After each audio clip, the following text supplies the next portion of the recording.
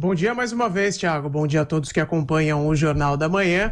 Acontece que nem sempre a eleição de populistas, né, com ideias mirabolantes para a economia, termina em catástrofe se o país, é claro, estiver submetido a instituições fortes, né, que ainda tem algum poder de pressão. E é justamente o que está acontecendo lá na Itália, porque a União Europeia não gostou nada dos planos anunciados na semana passada, que a gente comentou aqui no Jornal da Manhã, de aumentar bastante os gastos públicos num país que já é um dos mais endividados do bloco, né? Só perde para a Grécia, tem mais de 130%, de uma dívida que é mais de 130% do seu PIB.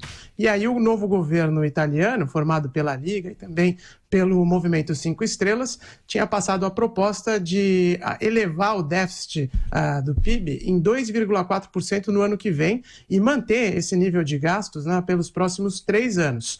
A União Europeia entendeu que isso seria uma pressão muito forte para a economia italiana e como o país tem o euro como sua moeda, né, isso acabou sendo inaceitável para os tecnocratas do bloco. E aí, se a gente olhar hoje os números do mercado financeiro aqui na Europa, dá para entender que essa pressão funcionou, porque o governo de Roma teve que recuar nas suas propostas, já está falando até que pretende reduzir mesmo os gastos pelos próximos anos. O nível de 2,4% será mantido para 2019, mas até 2021 os italianos pretendem reduzir esse déficit para mais ou menos 2% do PIB. Tudo isso mostra que a Comissão Europeia teve uma pressão bastante forte e que as ideias até de tirar a Itália do euro, de retomar a lira, que foram muito discutidas lá no país nos últimos dias, elas não têm condição alguma de serem aplicadas e que a força das instituições aqui na União Europeia estão enquadrando mais um governo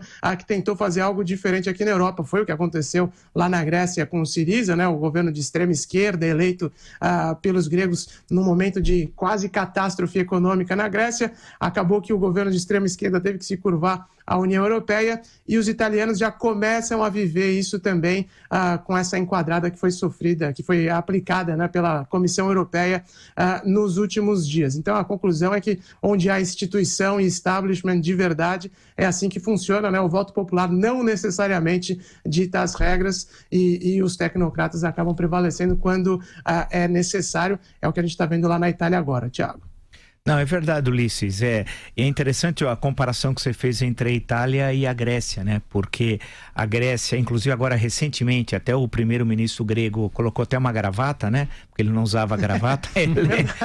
Bem observado, é verdade. Sempre só de camisa, né? Agora colocou uma gravata. Isso, agora que parece que as contas públicas estão começando a entrar nos eixos, mas é um longo processo, porque a situação grega é tão grave que se retornar à tríade Aristóteles, Platão e Sócrates, não consegue resolver os problemas gregos, tal. Realmente a situação da Grécia é muito grave, mas tá de pouco em pouco entrando nos trilhos, tal.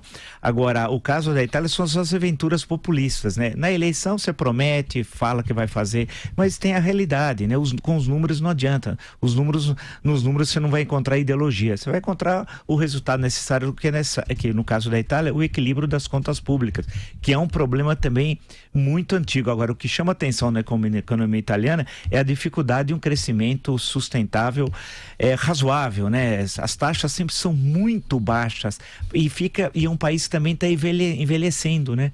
Quando você caminha pelas ruas, você observa, né? Cadê os jovens e tal? Então falta aquele dinamismo que é tão típico de algumas economias na própria Europa, mas que na Itália ela fica crescendo ou próximo a 0, ou 1%, 1,5%, depois 0,5% e assim sucessivamente, né? Sem dúvida, a economia italiana, comparada com as outras aqui do bloco, como sobretudo a alemã, até covardia fazer essa comparação, né, que é um país altamente industrializado e que sempre tem taxas bem mais significativas que as italianas. E a Itália vem sofrendo há mais de 10 anos, né, com números pífios da economia. Começou a demonstrar alguma recuperação e, por isso, até a União Europeia se preocupou bastante com essa retomada do endividamento italiano, até que, olhando as promessas de campanha, é difícil você discordar delas, né? Falar, olha, a renda familiar mínima de 780 euros para todo italiano, a aposentadoria com idade mínima reduzida, é tudo muito bonito na teoria, né? Mas na hora que vai aplicar, num país que já deve mais de 130% do seu PIB, o Brasil, por exemplo, que tem um nível de endividamento alto, não chega a 90%, Então, realmente, a Itália não teria como pagar essa conta e os alemães já se precaveram, né? Não vamos sustentar outros, né? Porque na situação da Grécia tiveram que despejar muito dinheiro, né? Muito recurso por lá e agora eles estão tentando evitar que o mesmo se repita lá na Itália. Valeu, Ulisses. Bom trabalho. Até mais tarde. Um abraço, um bom dia a todos os ouvintes do Jornal da Manhã.